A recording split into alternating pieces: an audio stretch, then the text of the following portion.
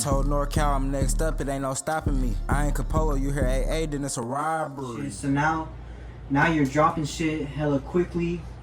I want to know, the song Blessed is your recent visual that you're trying to push. So what's the story behind Blessed? How did that, because it's different than the other shit that you were dropping. It's a little bit more deep, I feel like, a little bit, yeah, you feel me? So yeah, for sure.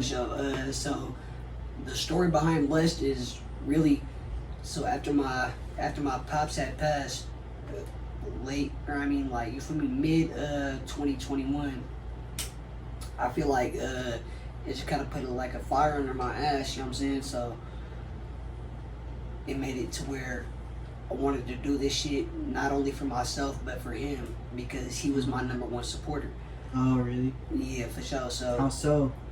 I mean, bro, like, if anybody was happy to see my music, happy to hear a new song, you know what I'm saying, even if it was ass, biggest supporter talking about, this is my son, listen to this, you know what I'm saying? Like, he would be driving down the street, listening to my music.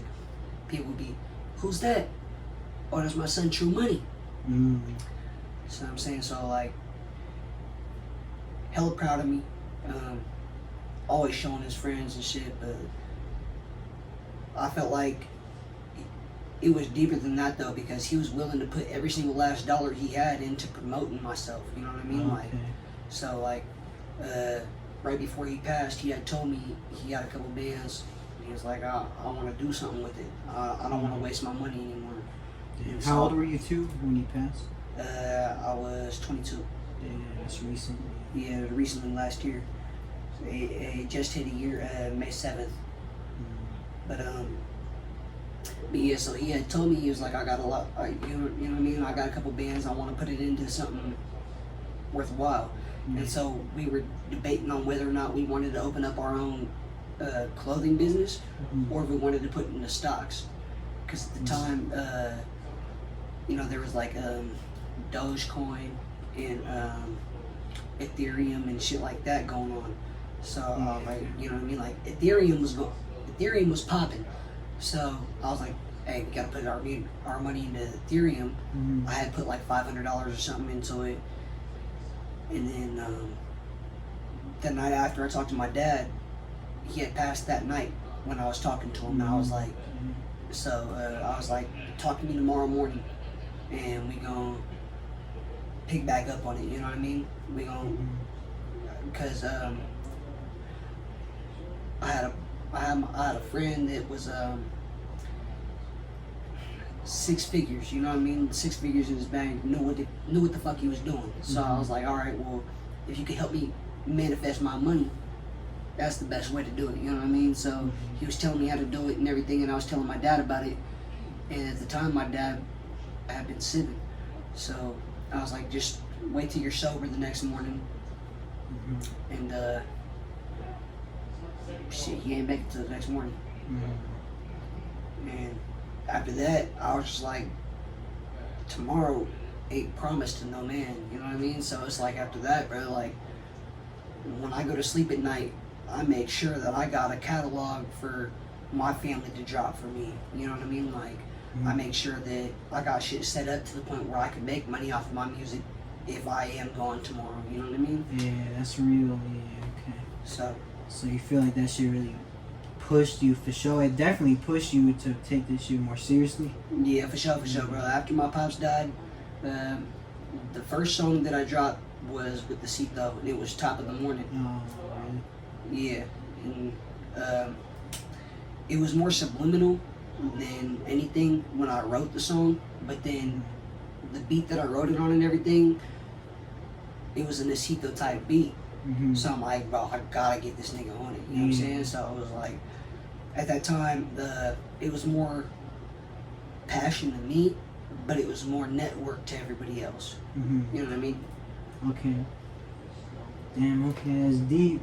Cause so you got the tattoo, you got the Blessed tattoo, you tattooed the name of the song on your arm and shit, so what's the meaning behind your tattoos? Do you got any tattoos that really mean something special to you, that are specific? Yeah, so like, the tattoos that I got, the first tattoo that I ever got was my scroll that says Faith. Okay, and how old were you too when you got it? I had just turned 18. It was my 18th really? birthday when I got it, and my dad bought it for me. Okay. So at that point, you know what I mean? I didn't really think nothing of getting a tattoo besides something that had a meaning behind it. Yeah, exactly. And then when I got the tattoo, right after that, I had got my loyalty.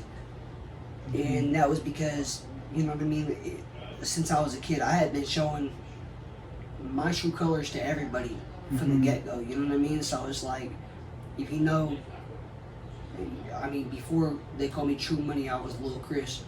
So, oh, really? yeah, so if you knew Lil Chris, you knew how loyal I was, you know how down I was to ride, and I don't got, you know what I mean, I don't got nothing to hide about that, if, you know what I mean? So anybody that drops a comment or anything, like, they gonna be like, you know what I mean, Lil Chris with it, you know what I'm saying? So, Okay. but so I had got my loyalty, and then right after that, I had really started taking music serious. That's when I had locked in with I don't know if you heard about AC Official Slap, slapping in the trunk. Sounds familiar. So you know, like slapping in the trunk, slapping in the trunk. Yeah, I know the saying. I know the saying. Yeah, okay. So he was the one that produced everything, or not produced everything, but he was like the promoter behind everything. So he put all the projects together and shit. But long story short, he opened up a shop out in Berkeley, and I locked in with him there. Okay. He had hooked me up with a couple shows and shit, and then after that, that's when I got the Thizzler post. Yeah, the 2018 that we were talking about. Yeah, okay. for sure. Yeah, Yeah, okay. but like, so you know what I mean? It's been a couple old casts. I was in a video with Official Slap. I was in a video with him and Mr. Fab. Oh, really? Yeah, so I don't know what they did with the video, but that shit hit like 26K or something like that. Explain that though. What do you mean you were in a video with Mr. Fab? So like, you just I pulled out to North Oakland. I went to his old shop that was oh yeah, the old dope era. yeah, the old dope era before he got the one downtown. So I pulled up there. We shot a video and shit. I was one of like the background people, you know what I'm saying? But Okay. at the time, that was hella motivational to me because I'm like, if I can sit there and put myself in a position where I can meet Mr. Fab and all and his people, and, you know what I mean? All from a blink of an eye to, hey, bro, you do music, you know what I mean? So it's like, I felt like at that point, that's where the networking came in, and I was taught to do better with myself.